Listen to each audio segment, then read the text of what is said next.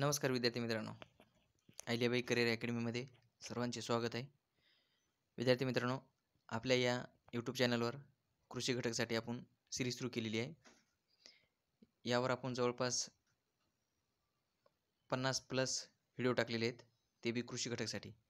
आणि जर प्रश्नाचा विचार केला तर जवळपास प्रश्नाचं फक्त 6 ते 7,000 प्रश्न आपण आपल्या या यूट्यूबवर टाकलेले आहेत.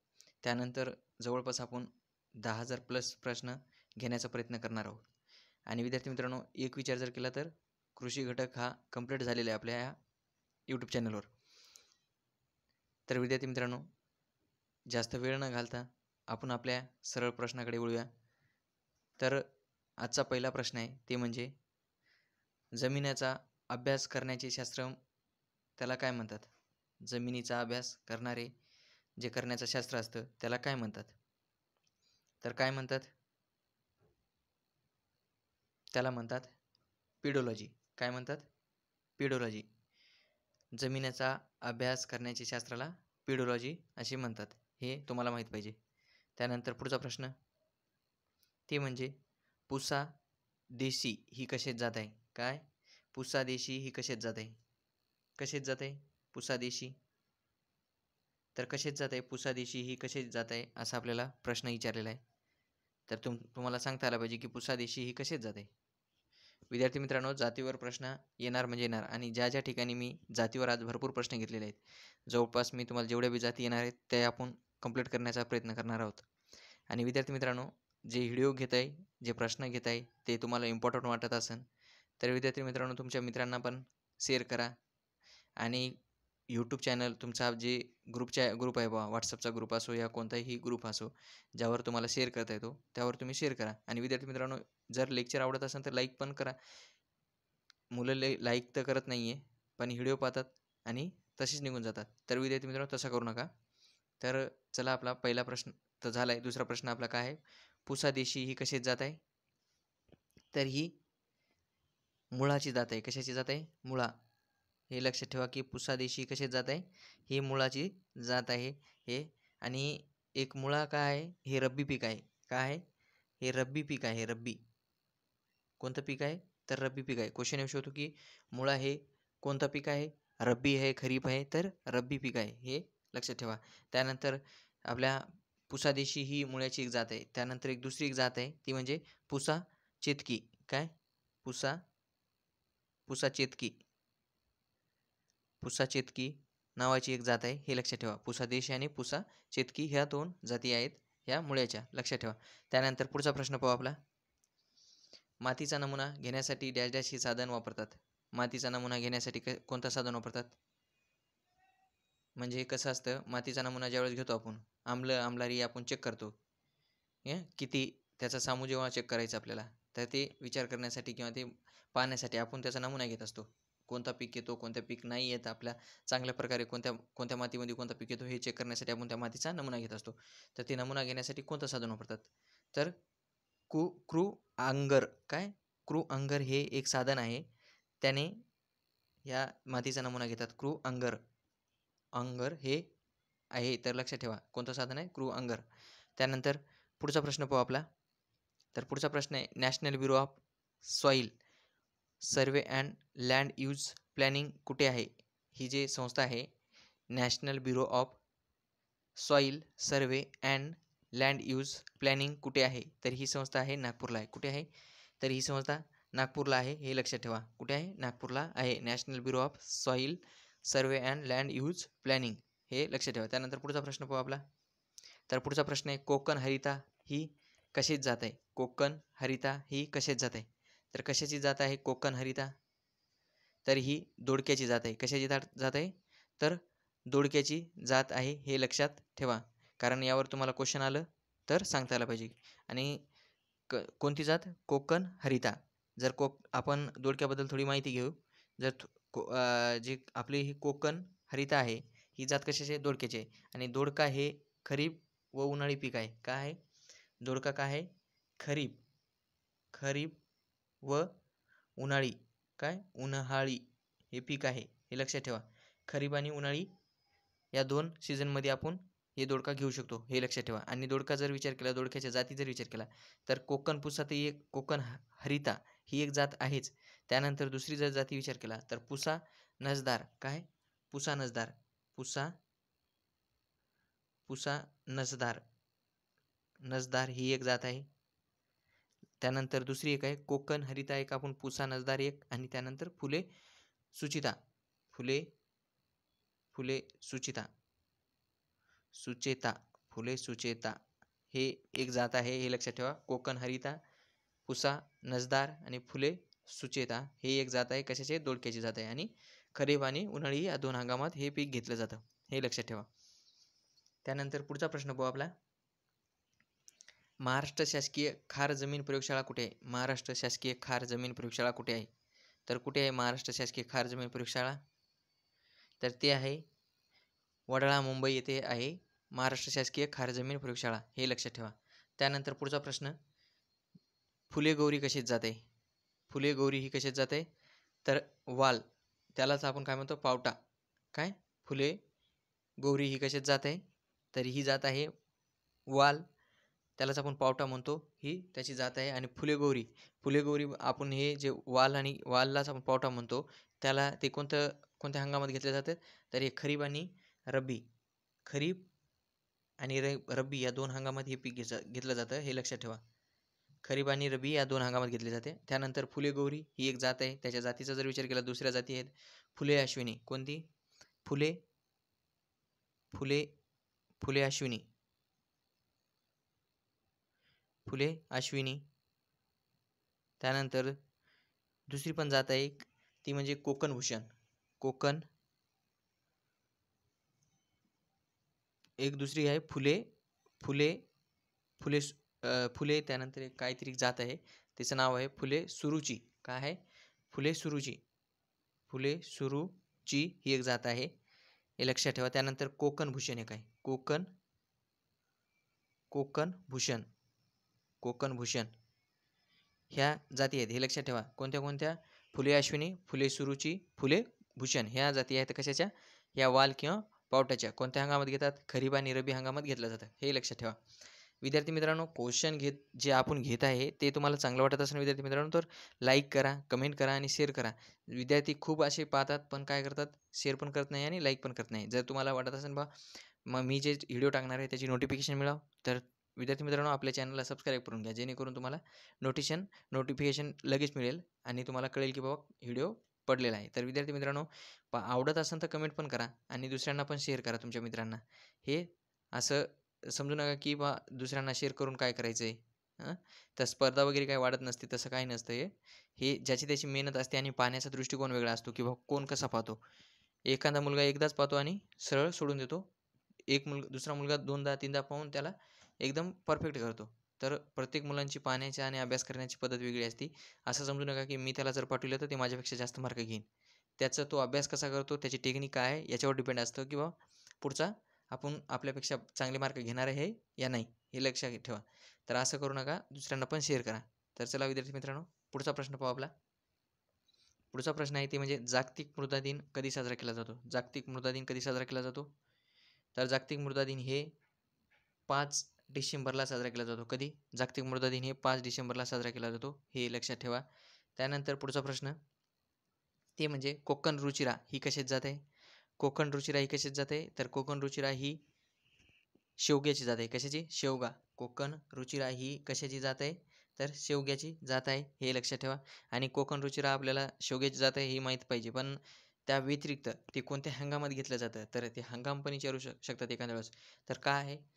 शेवगा हे खरीप हंगामात घेतलं जातं. खरीप. कोणत्या हंगामात? खरीप हंगामात घेतलं जातं, हे लक्षात ठेवा. त्यानंतर पुढचा जर विचार केला, त्याच्या जाती जर विचारल्या तर जाती एक कोकण रुचिरा, त्यानंतर दुसरी एक जात आहे कोयम्बतूर. काय? कोयम्बतूर. कोयम्बतूर ही एक जात आहे. आणि कोयम्बतूर एक ही एक जात आहे. त्यानंतर कोयम्बतूर 2 अशा 2 जाती आहेत. कशा? कोयम्बतूर नावाने 2 जाती आहेत. क्रमांक 1 आणि क्रमांक 2 अशा कोयम्बतूरच्या 2 जाती. त्यानंतर PKM PKM PKM 1 ही एक जात आहे. त्यानंतर PKM 2 अशी एक जात आहे. म्हणजे ह्या 2 म्हणजे ह्या 4 जाती झाल्या. कोइंबतूर 1 आणि 2 अशा 2 जाती आहेत आणि PKM 1 आणि PKM 2 अशा जाती आहेत. कशाच्या? ह्या शेवग्याच्या जाती आहेत, हे लक्षात ठेवा. त्यानंतर पुढचा प्रश्न, ज्या ठिकाणी जाती आल्या त्या ठिकाणी मी आवर्जून सांगणार आहे विद्यार्थी मित्रांनो, कारण तुम्हाला त्याच्यावर जो प्रश्न येणारच आहेत. बक्कळ येणार ते म्हणजे कमीत कमी 2-4 तरी प्रश्न जातीवर येणार म्हणजे येणार. हे लक्षात ठेवा. त्यानंतर वालुकामय जमिनीचा समूह किती असतो? वालुकामय जमिनीचा समूह किती असतो? तर किती असतो? 7.5 ते 8.5 हे वालुकामय जमिनीचा समूह असतो. किती असतो? 7.5 ते 8.5 हे वालुकामय जमिनीचा समूह असतो. हे लक्षात ठेवा. त्यानंतर पुढचा प्रश्न पाहू. पुढचा प्रश्न आहे ते म्हणजे सम्राट ही कशाची जात आहे? सम्राट ही कशाची जात आहे? तर सम्राट ही दुधी भोपळ्याची जात आहे. कशाची? सम्राट ही कशाची जात आहे? तर सम्राट ही दुधी भोपळ्याची जात आहे, हे लक्षात ठेवा. कशाची? दुधी भोपळा. आणि दुधी भोपळा हे खरीप आणि उन्हाळी पीक आहे. काय? खरीप आणि उन्हाळी पीक आहे. खरीप आणि उन्हाळी हे लक्षात ठेवा. कोणतं? उन्हाळी. तुम्हाला विचारू शकतात कोणत्या हंगामात घेतलं जातं हे पण लक्षात ठेवा. कारण याच्यावर क्वेश्चन येणार म्हणजे आल्यानंतर तुमचं चुकू नये आणि माहीत असलं पाहिजे की कोणतं पीक कोणत्या हंगामात घेतलं जातं हे पण माहीत असलं पाहिजे आपल्याला. सम्राट ही कशात जाते? दुधी भोपळा. कोणत्या हंगामात घेतात? खरीप आणि उन्हाळी हंगामात घेतलं जातं, हे लक्षात ठेवा. आणि विद्यार्थी मित्रांनो, आपण आपल्या लेक्चरमध्ये थोडंफार बी टाईमपास करत नाही आहे. एक तर डिटेल माहिती देतो आहे आपण आणि सरळ सरळ क्वेश्चन घेतो आहे. कोणताही आपल्या जे आपलं लेक्चर आहे त्याच्यामध्ये आपण कोणताही टाईमपास आणि किंवा हसी मजाकसाठी आपण कोणतंही लेक्चर बनवत नाही आहे. जर विद्यार्थी मित्रांनो तुम्हाला टाईमपास वाटत असेल किंवा चांगलं वाटत असेल तर ते बी सांगा. आणि टाईमपास करायचं का? तर टाईमपास करण्यासाठी आपल्याजवळ टाईम नाही आहे. आपल्याला टाईम हे अतिशय इम्पॉर्टंट आहे. त्यासाठी टाईमकडे लक्ष द्या आणि तुमचं तुम्ही अभ्यास करा. हे टाईमपास करण्यासाठी आपण लेक्चर घेत नाही आणि टाईमपाससाठी तुम्ही पण लेक्चर करू नका. हे आवर्जून ऐका. तर विद्यार्थी मित्रांनो, चला पुढचा प्रश्न पाहू आपला. तर पुढचा प्रश्न आहे, जमिनीवर कायमस्वरूपी सुधारणा करण्यासाठी कोणत्या प्रकारचे कर्ज दिले जाते? जमिनीवर कायमस्वरूपी सुधारणा करण्यासाठी कोणत्या प्रकारचे कर्ज दिले जाते? तर कायमस्वरूपी सुधारणा करण्यासाठी दीर्घ मुदतीचे कर्ज दिले जाते. कोणते? दीर्घ मुदतीचे कर्ज दिले जाते, हे लक्षात ठेवा. त्यानंतर पुढचा प्रश्न आहे ते म्हणजे हिमांगी. हिमांगी ही कशाची जात आहे? हिमांगी ही कशाची जात आहे? तर हिमांगी ही कशाची जात आहे? तर हिमांगी ही काकडीची जात आहे. कशाची जात आहे? तर हिमांगी ही काकडीची जात आहे. लक्षात ठेवा, काकडीची जात आहे हिमांगी. आणि काकडी तुम्हाला सगळ्यांना माहीत आहे. कोणती जात आहे? हिमांगी ही कोणाची जात आहे? तर काकडीची जात आहे. आणि त्यानंतर दुसरी एक जात आहे काकडीची, ती म्हणजे फुले शुभांगी. काय? फुले शुभांगी. फुले शुभांगी एक नावाची जात आहे, ती म्हणजे काकडीचीच आहे. हिमांगी एक आणि फुले शुभांगी हे 2 जाती कशाच्या आहेत? काकडीच्या आहेत, हे लक्षात ठेवा. त्यानंतर पुढचा प्रश्न पाहू आपला. विद्यार्थी मित्रांनो, पुढचा प्रश्न आहे ते म्हणजे अतिशय महत्त्वाचे प्रश्न आहेत आपल्या. प्रत्येक प्रश्नाकडे इम्पॉर्टंट म्हणूनच पहा, जेणेकरून तुम्हाला जर क्वेश्चन समजत नसेल तर ते परत लेक्चर करा, जेणेकरून तुम्हाला ते समजेल आणि आपला प्रश्न तिथे आल्यानंतर ते प्रश्न चुकू नये, हे लक्षात ठेवा. आणि मी जे बोलतोय त्याच्याकडे पण लक्ष द्या. जे लिहितोय मी प्रत्येक गोष्ट तुम्हाला लिहून देत आहे. जिथे स्पष्टीकरण देत आहे आपण तिथे लिहून देत आहे. तर त्यासाठी हे लक्षात ठेवा की आपण काय लिहित आहे आणि काय बोलत आहे. त्यानंतर पुढचा प्रश्न आहे आपला, 2021च्या अहवालानुसार सर्वात जास्त जंगलाचे प्रमाण असणारे राज्य कोणतं? 2021च्या अहवालानुसार सर्वात जास्त जंगलाचे प्रमाण असणारे राज्य कोणतं आहे? तर मिझोराम. मिझोराम हे सर्वात जास्त काय? मिझोराम राज्य आहे. कशामध्ये सांगितले मी तुम्हाला? 2021च्या अहवालानुसार सर्वात जास्त जंगलाचे प्रमाण कुठे आहे? तर कुठे आहे? हे लक्षात ठेवा. कुठे आहे? मिझोराममध्ये सर्वात जास्त जंगलाचे प्रमाण आहे. प्रमाणानुसार विचार केला 2021चं तर लक्षात ठेवा कुठे आहे? मिझोरामला. कुठे? मिझोरामला 2021च्या अहवालानुसार आहे सर्वात जास्त जंगलाचे प्रमाण. उत्पादन किंवा लागवड किंवा क्षेत्रफळ याचा विचार न करता प्रमाणानुसार विचारलं तर मिझोराम सांगायचे आपल्याला, हे लक्षात ठेवा. त्यानंतर पुढचा प्रश्न, आपण पुढं पण तसे क्वेश्चन घेतलेले आहेत, क्षेत्रफळानुसार पण घेतलेले आहेत, पण हे लक्षात ठेवा की प्रमाणानुसार जर विचारलं 2021मध्ये जंगलाचं प्रमाण सर्वात जास्त कुठे आहे? तर मिझोराममध्ये आहे.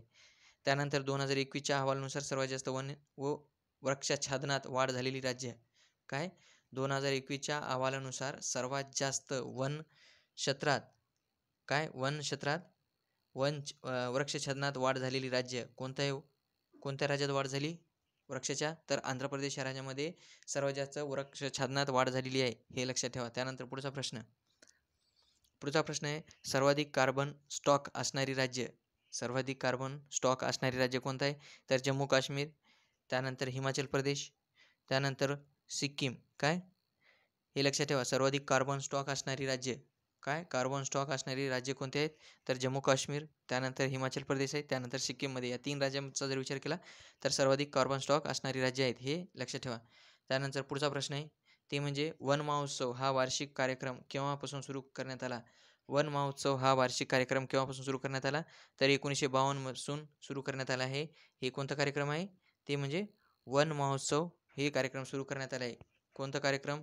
वन महोत्सव हा वार्षिक कार्यक्रम केव्हापासून सुरू करण्यात आला? 1952 पासून सुरू करण्यात आला, हे लक्षात ठेवा.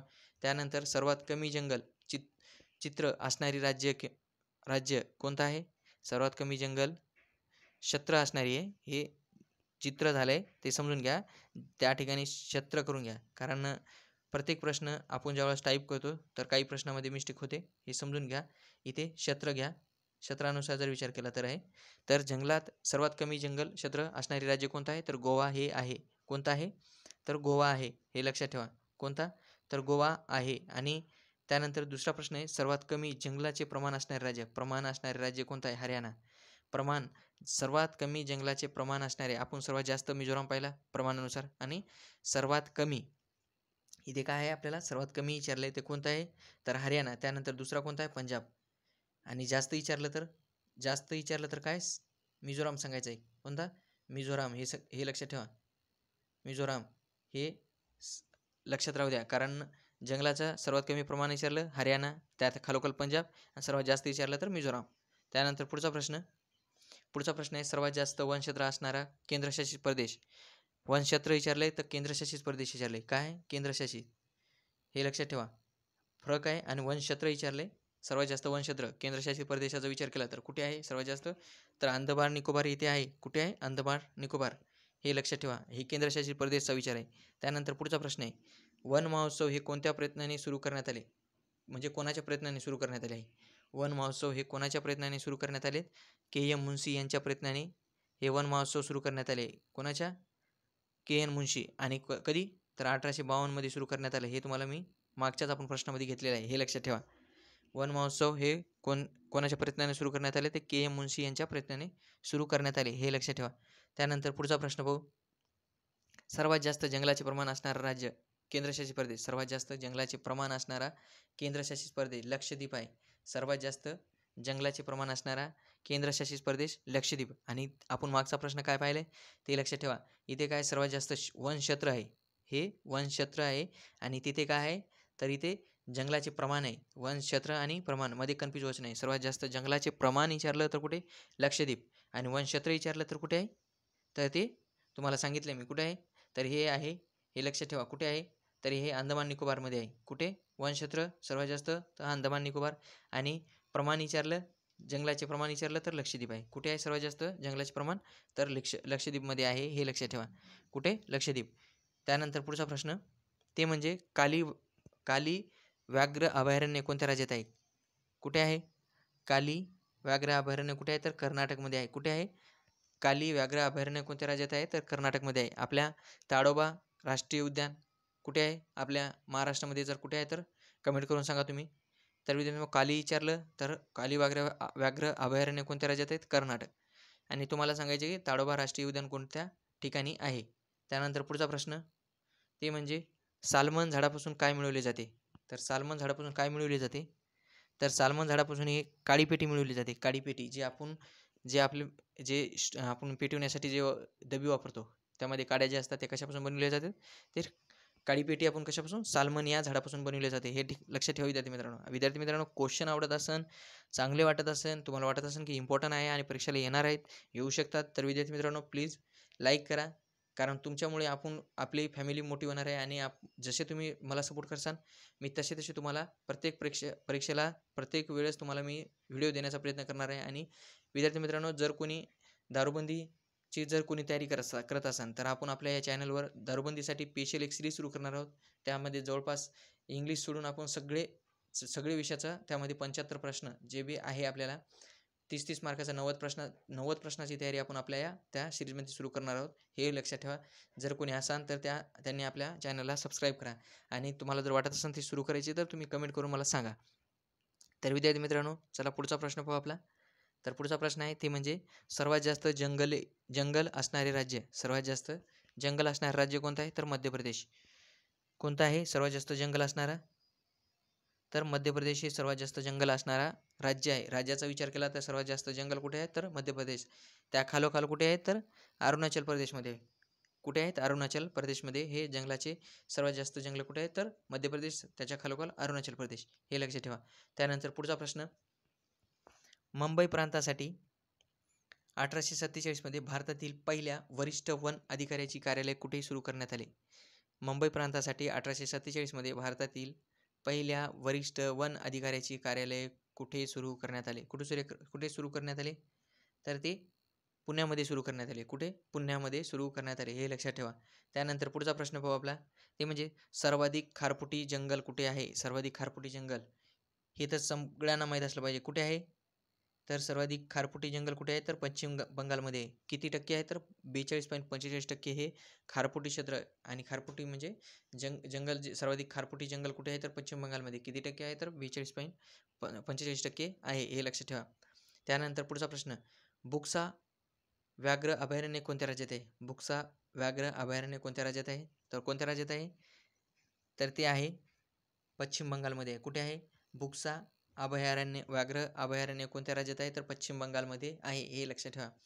त्यानंतर पुढचा प्रश्न पाहू आपला, ते म्हणजे राष्ट्रीय वन आयोगाची स्थापना कधी करण्यात आली? राष्ट्रीय वन आयोगाची स्थापना कधी करण्यात आली? तर 17 फेब्रुवारी 2003 मध्ये राष्ट्रीय वन आयोगाची स्थापना करण्यात आली आहे. तुम्हाला क्वेश्चन येऊ शकतो की राष्ट्रीय वन आयोगाची स्थापना कधी करण्यात आली? तर कधी करण्यात आली? तर राष्ट्रीय वन आयोगाची स्थापना कधी करण्यात आली? तर 7 फेब्रुवारी 2003 मध्ये करण्यात आली. हे लक्षात ठेवा. राष्ट्रीय वन आयोगाची स्थापना 7 फेब्रुवारी 2003 मध्ये करण्यात आली. हे लक्षात ठेवा. त्यानंतर पुढचा प्रश्न, सामाजिक वनीकरण ही संकल्पना कधी अंमलात आणली गेली? सामाजिक वनीकरण ही संकल्पना कधी अंमलात आणली गेली? तर कधी करण्यात आली सामाजिक वनीकरण ही संकल्पना? तर 1981 मध्ये सामाजिक वनीकरण संकल्पना अंमलात आली. सामाजिक वनीकरण ही संकल्पना कधी अंमलात आली विचारल्यानंतर तुम्हाला सांगता आलं पाहिजे. 1981 मध्ये अंमलात आली सामाजिक वनीकरण संकल्पना. त्यानंतर पुढचा प्रश्न, ज्युनिपर या झाडापासून काय मिळवले जाते? ज्युनिपर या झाडापासून काय मिळवले जाते? तर पेन्सिल मिळवले जाते. ज्युनिपर या झाडापासून काय मिळवले जाते? क्वेश्चन येऊ शकतो. अतिशय महत्त्वाचा प्रश्न आहे. ज्युनिपर या झाडापासून काय मिळवले जाते? तर पेन्सिल मिळवले जाते ज्युनिपर या झाडापासून. त्यानंतर पुढचा प्रश्न, पिली या वृक्षापासून काय मिळवले जाते? तर पिली या वृक्षापासून काय मिळवले जाते? तर क्रिकेट बॉल जे असतो ते आपण कशापासून मिळवले जाते? पिली या झाडापासून मिळवले जाते. कशापासून? पिली या झाडापासून क्रिकेट बॉल मिळवले जाते. हे लक्षात ठेवा. क्रिकेट बॉल हे पिली या वृक्षापासून मिळवले जाते. त्यानंतर पुढचा प्रश्न, वन व्यवस्थापन संस्था कुठे आहे? वन व्यवस्थापन संस्था विचारले. वन संरक्षण विचारलं नाही मी. वन व्यवस्थापन संस्था कुठे आहे? तर कुठे आहे वन व्यवस्थापन संस्था? ही भोपाळमध्ये आहे. कुठे आहे वन व्यवस्थापन संस्था? कुठे आहे? तर भोपाळमध्ये आहे. हे लक्षात ठेवा. वन व्यवस्थापन संस्था कुठे आहे? भोपाळमध्ये आहे. त्यानंतर पुढचा प्रश्न, ते म्हणजे वन संशोधन संस्था कुठे आहे? वन संशोधन संस्था कुठे आहे? तर वन संशोधन संस्था देहरादूनला आहे. कुठे आहे? देहरादूनला आहे. हे लक्षात ठेवा. वन संशोधन संस्था कुठे आहे? तर देहरादून. आपण पहिले प्रश्न पाहिला ते व्यवस्थापन पाहिले. वन व्यवस्थापन संस्था कुठे आहे? तर भोपाळला आहे. आणि वन संशोधन संस्था कुठे आहे? तर देहरादूनला आहे. वन संशोधन संस्था देहरादून. व्यवस्थापन विचारलं भोपाळमध्ये आणि संशोधन विचारलं तर देहरादूनला आहे. त्यानंतर पुढचा प्रश्न पाहू आपला. पुढचा प्रश्न, ते म्हणजे जागतिक वसुंधरा दिवस कधी साजरा केला जातो? जागतिक वसुंधरा दिवस कधी साजरा केला जातो? तर कधी साजरा केला जातो जागतिक वसुंधरा दिवस? तर जागतिक वसुंधरा दिवस हे 22 एप्रिलला साजरा केला जातो. कधी? 22 एप्रिलला साजरा केला जातो. हे लक्षात ठेवा. जागतिक वसुंधरा दिवस 22 एप्रिलला साजरा केला जातो. हे लक्षात ठेवा. त्यानंतर पुढचा प्रश्न, वन शेती नैसर्गिक शेती ही संकल्पना कोणाची आहे? वन शेती नैसर्गिक शेती. वन शेती नैसर्गिक शेती ही संकल्पना कोणाची आहे? तर कोणाची आहे? ही फुकुओका यांची आहे आणि तो जपानचा आहे. कुठला आहे? फुकुओका हे या शास्त्रज्ञाचा आहे. ही संकल्पना आहे वन शेती नैसर्गिक शेती ही संकल्पना कोणत्या शास्त्रज्ञाची आहे किंवा कोणी मांडली? तर ही फुकुओका यांची आहे. हा जपानचा आहे. काय? वन शेती नैसर्गिक शेती ही संकल्पना कोणाची आहे? तर फुकुओका यांची आहे. तो जपानचा आहे. हे लक्षात ठेवा. त्यानंतर पुढचा प्रश्न आहे, भारतातील पहिली मच्छीमारी सहकारी संस्था कुठे आहे? भारतातील पहिली मच्छीमारी सहकारी संस्था कुठे आहे? तर कुठे आहे भारतातील पहिली मच्छीमारी सहकारी संस्था? ती आहे रत्नागिरीला आहे आणि तिची स्थापना 1913 मध्ये करण्यात आली. भारतातील पहिली मच्छीमारी सहकारी संस्था रत्नागिरी आणि त्याची स्थापना 1913 मध्ये करण्यात आली आहे, हे लक्षात ठेवा. पहिली मच्छीमारी सहकारी संस्था कुठे भारतात? तर रत्नागिरी आणि त्याची स्थापना 1913 मध्ये करण्यात आली, हे लक्षात राहू द्या. त्यानंतर पुढचा प्रश्न आहे, बोनविला ही कशाची जात आहे? बोनविला ही कशाची जात आहे? बोनविला ही कशाची जात आहे? तर बोनविला ही कशाची जात आहे? बोनविला ही वटाण्याची जात आहे. कशाची जात आहे? वटाण्याची जात आहे, हे लक्षात ठेवा. आणि जे वटाणा आहे हे रब्बी पीक आहे. काय? कोणत्या हंगामात घेतलं जातं? तर रब्बी हंगामात घेतलं जातं आणि हे रब्बी पीक आहे, हे लक्षात ठेवा. त्यानंतर जर त्याचा विचार केला तर त्याच्या जाती जर विचार केला तर बोनविला ही एक जात आहे कशाची? वटाण्याची. आणि दुसरी एक जात आहे त्याची, ती म्हणजे आर्कल. काय? आर्कल ही एक नावाची जात आहे. आर्कल अशी एक जात आहे, ती म्हणजे वटाण्याची जात आहे, हे लक्षात ठेवा. बोनविला आणि आर्कल ह्या दोन जाती आहेत कशाच्या? वटाण्याच्या, हे लक्षात ठेवा. त्यानंतर विद्यार्थी मित्रांनो पुढचा प्रश्न ते म्हणजे देशातील पहिले मत्स्य विश्वविद्यालय कुठे आहे? देशातील पहिले मत्स्य विश्वविद्यालय कुठे आहे? तर कुठे आहे? भारतात जे देशातील विचारले आपल्या देशातील पहिले मत्स्य विश्वविद्यालय कुठे आहे? विश्वविद्यालय कोचीला आहे. कुठे आहे? देशातील पहिले मत्स्य विश्वविद्यालय कुठे आहे? कोचीला आहे, हे लक्षात ठेवा. कारण क्वेश्चन अतिशय महत्त्वाचे विद्यार्थी मित्रांनो. आपण कोणत्याही आपल्या प्रत्येक प्रश्नामध्ये आपण कोणताही टाइमपास किंवा कोणताही त्या प्रश्नाव्यतिरिक्त कोणताही विदाऊट बोलणं आपण आपल्या लेक्चरमध्ये करत नाही आहे. जे आहे सरळ क्वेश्चन घेणं आणि इम्पॉर्टंट माहिती देणे, हेच आपल्या ट्युशनचा एक उद्देश आहे. विद्यार्थी मित्रांनो कोणत्याही चॅनलवर जर तुम्ही गेलात तर तुम्हाला कृषी घटकवर इतके डिटेलमध्ये कोणीही प्रश्न किंवा इतके इम्पॉर्टंट प्रश्न कोणी घेणार नाही आहे. कारण जे बी यूट्यूबवर तुम्ही जासान त्या म्हणजे पाहत असाल किंवा पाहत असाल तर चांगली गोष्ट आहे, पहा. मी सांगत नाही की पाहू नका. पण ज्या ठिकाणी तुम्ही पाहता त्या ठिकाणी तुम्ही विचार करून घ्या की प्रत्येक शिक्षक काय करतोय. फक्त आणि फक्त यूट्यूबवर असे खूप काही शिक्षक आहेत की ते पैशाच्या मागे लागलेत की बा पैसे आणि त्यांना जाहिरात करायची असते.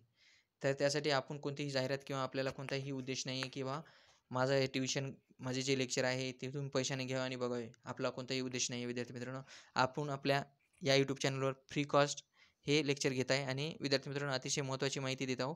कोणताही टाईमपास किंवा कोणताही विदाऊट बोलणं आपल्या लेक्चरमध्ये नाही आहे, हे लक्षात ठेवा. आणि विद्यार्थी मित्रांनो मी एवढ्या तुम्हाला कळकळीने शिकवतो किंवा एवढ्या कळकळीने जे लेक्चर घेतो आहे, तर विद्यार्थी मित्रांनो तुम्हाला वाटत असेल की मी तुम्हाला तुमच्या इम्पॉर्टंट तुमच्या टायमाला देत असेल आणि मी जे माझ्यासाठी जे तुम्ही 40 मिनिटं किंवा 50 मिनिटं जे बी देत असताल त्यामध्ये तुम्हाला काही महत्त्वाची माहिती भेटत असेल विद्यार्थी मित्रांनो, तर प्लीज आपल्या चॅनलला सबस्क्राईब करा, लाईक करा आणि तुमच्या मित्राला पण शेअर करा. मी एवढ्या यानं जिद्दीने तुम्हाला शिकवत आहे, हे याचा मला काहीतरी वाटलं पाहिजे की बाबा मी काहीतरी विद्यार्थ्यांना देत आहे, तर विद्यार्थ्यांना पण ते आवडत आहे. आवडत नसेल विद्यार्थी मित्रांनो कमेंट करा आणि डिसलाईक पण करू शकता, हे काही हरकत नाही आहे. आणि आपण आपल्या या चॅनलवर तुम्हाला सांगत आहे की जवळपास 10,000 प्लस प्रश्न घेण्याचा विचार आहे आणि जवळपास आपण आपल्या या चॅनलवर 6,000 प्रश्न टाकलेले आहेत. तुम्ही चेक करू शकता. जवळपास 6,000 प्लस प्रश्न टाकलेत. जवळपास यावर आपण जर विचार केला तर 52 ते 53 जे बी आपण आपल्या यूट्यूब चॅनलवर जवळपास 50 प्लस व्हिडिओ आपण फक्त आणि फक्त कृषी घटकचे आहेत, हे लक्षात ठेवा. आणि तुम्हाला मी सांगत आहे की 10,000 प्लस म्हणजे तुम्ही 10,000 प्लस याचा अर्थ तुम्ही कितीही घेऊ शकता. 10,000 असो या 15,000 असो. यावर विचार केला तर तुम्ही सिलॅबस कंप्लीट झाला आहे आपल्या कृषी घटकाचा, हे विचार करून तुम्ही हे चॅनल सबस्क्राईब करून घेऊ शकता. त्यानंतर विद्यार्थी मित्रांनो मी एवढं जर बोलत असेल समजून घ्या. त्यानंतर पुढचा प्रश्न आहे, मातीच्या कणाची घनता किती असते? मातीच्या कणाची घनता किती असते?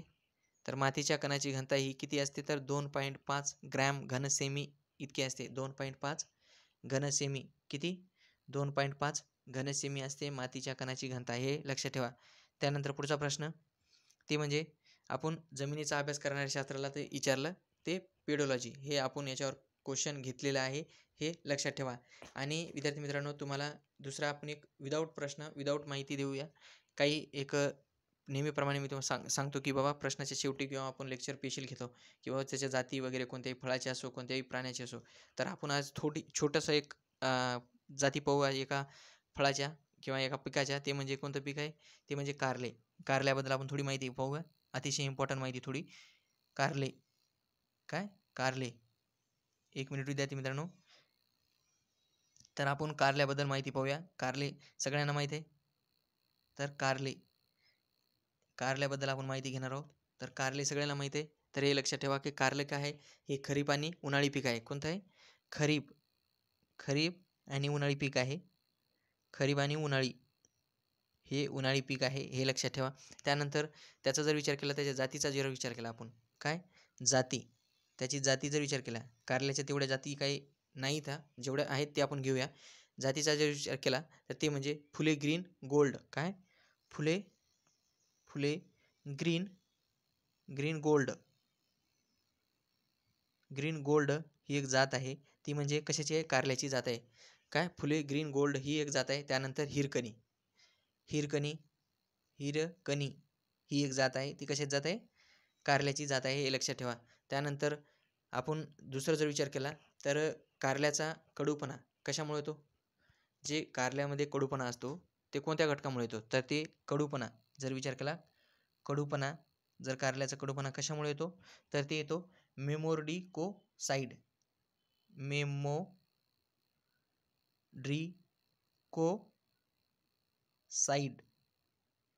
काय? साइड हे लक्षात ठेवा. मेमोर्डिकोसाइड यामुळे कारल्याला कडूपणा येतो, हे तुम्हाला माहीत असलं पाहिजे. कारले हे खरीप व उन्हाळी पीक आहे. त्याच्या जाती विचारल्या तर फुले ग्रीन गोल्ड आणि दुसरी एक जात आहे हिरकणी. ह्या 2 जाती आहेत. त्यानंतर कडूपणा कशामुळे, कोणत्या घटकामुळे येतो? तर मेमोर्डिकोसाइडमुळे हे कडूपणा येतो, हे लक्षात ठेवा. आणि विद्यार्थी मित्रांनो, आपण आज इथे थांबूया. आज जवळपास आपण आपल्या या यूट्यूब चॅनलवर किती प्रश्न घेतले जर तुम्हाला वाटत असेल तर आपण आपल्या या चॅनलवर किती आज 80+ प्रश्न घेतले आहेत. स्पष्टीकरण सोडून जर विचार केला तर आपण आज 80+ प्रश्न घेतलेत. किती? 80+ प्रश्न, हे लक्षात ठेवा. किती? 80+ प्रश्न घेतलेले आहेत. आणि स्पष्टीकरणाचा जर विचार केला तर तुम्हाला प्रत्येक स्पष्टीकरणामध्ये आपण जातीचा जर विचार केला तर प्रत्येक जातीचे जवळपास 4-4, 5-5, 6-6 जातीच्या वरीच आपण जाती घेतल्यात. आणि असं जर विचार केला तर जवळपास आपण आजच्या लेक्चरमध्ये स्पष्टीकरणाचा विचार केला तर 200+ प्रश्न होतात, हे पण तुम्हाला लक्षात ठेवा. आणि विद्यार्थी मित्रांनो, मी एवढी डिटेलपणे माहिती देत आहे. तुम्हाला चांगली वाटत असेल तर कमेंट करा, सांगा मला, जेणेकरून आपण याच्यात काय चेंजेस करायचे ते पण सांगा. आपण तुमच्या पद्धतीनुसार आणि त्याच्यानुसार आपण चेंजेस करू. आणि तुम्हाला वाटत असेल की कोणत्या टॉपिकवर व्हिडिओ बनायचा, आपण कृषी घटक असो किंवा दुसरा कोणताही असो, तुम्ही कमेंट करून सांगू शकता. तुम्ही सांगितल्या दुसऱ्या दिवशी आपण त्याच्यावर व्हिडिओ बनवू, हे माझ्याकडून तुम्हाला मी एक वचन देतोय, हे लक्षात ठेवा. आणि त्यानुसार तुम्ही मला कमेंट करून सांगू शकता. तर विद्यार्थी मित्रांनो, चला आपण आज इथेच थांबूया. आजचा लेक्चर तुम्हाला आवडत असेल लाईक करा, शेअर करा आणि प्लीज मला कमेंट करून सांगा आणि तुमच्या मित्राला पण शेअर करा. धन्यवाद विद्यार्थी मित्रांनो.